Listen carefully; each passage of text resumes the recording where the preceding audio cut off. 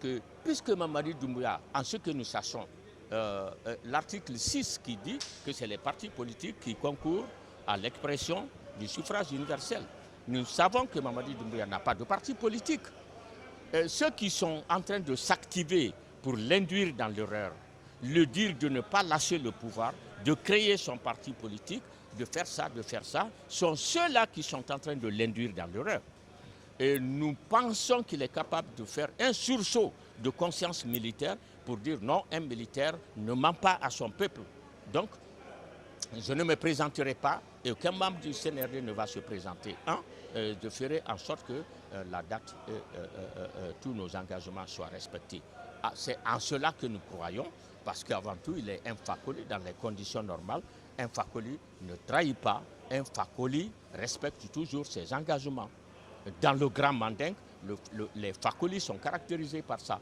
Donc nous souhaitons qu'il revienne, qu'il gagne le bon sens et qu'il se débarrasse de tous les turiféraires qui sont autour de lui, tous ceux qui veulent l'induire dans l'erreur, parce qu'en cas de problème, ils vont tous le quitter et l'abandonner dedans. Voilà comment est la fin de Dadis aujourd'hui. Tous ceux qui ont dit Dadis ou la mort, Dadis ou ceci, quand il y a eu des problèmes, où ils sont? Ils ont tous disparu, Dadis est resté seul dans son problème.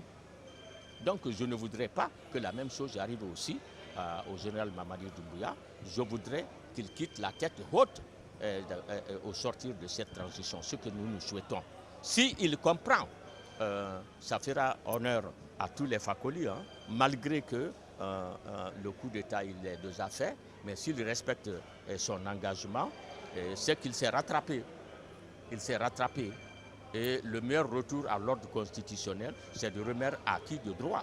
Il a retiré le pouvoir au professeur Alpha Condé dans les conditions normales. Il faut lui retourner son pouvoir. Vous savez, notre pays est caractérisé par le fait que le peuple de Guinée vit dans une transition. Et cette transition-là a élaboré une charte qui a fait tomber la Constitution. Et cette charte, elle est composée de 84 articles.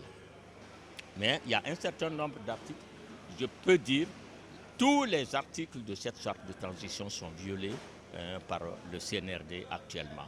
Ce qui est très marquant là-dessus, c'est l'article 11, 12, 13 qui parle des libertés et des droits fondamentaux de l'homme. Et des articles qui disent que personne n'a le droit de subir des tortures, d'être arrêté, emprisonné arbitrairement. Mais vous constatez ce qui se passe aujourd'hui dans notre pays. Les arrestations clandestines, les emprisonnements arbitraires, c'est actuellement en très grand nombre dans notre pays. Bon, il y a d'autres points de l'article et d'autres points de la charte de la transition, en l'occurrence l'article 46, l'article 47. L'article 46 dit qui interdit la candidature au général Mamadi Doumbouya et aux membres du CNRD et à toutes les élections nationales et locales. Ça, c'est très clair là-dessus. Mais qu'est-ce que nous constatons?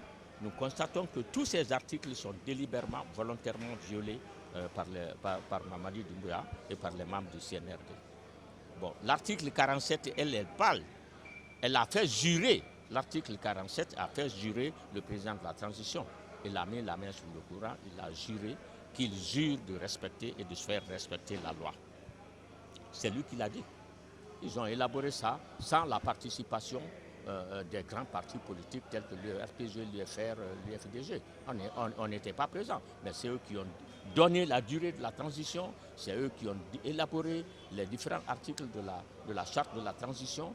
C'est lui qui est venu jurer devant la nation, devant la communauté nationale et internationale, qu'il respectera les dispositions de la charte de la transition et qu'il les fera respecter.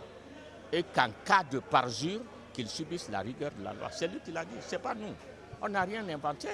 On n'a fait que répéter ce qu'il a dit. Donc le peuple reste derrière ça. Nous savons que dans notre fort intérieur, il ne va pas accepter de trahir l'engagement parce que c'est en son honneur. Quand il a fini, il a dit « je jure ». Et il dit « je jure à mon honneur que je respecterai et que je ferai respecter les dispositions de la charte de la transition ». Voilà où nous sommes. C'est essentiellement les points sur lesquels nous avons essayé de développer, faire comprendre à la population.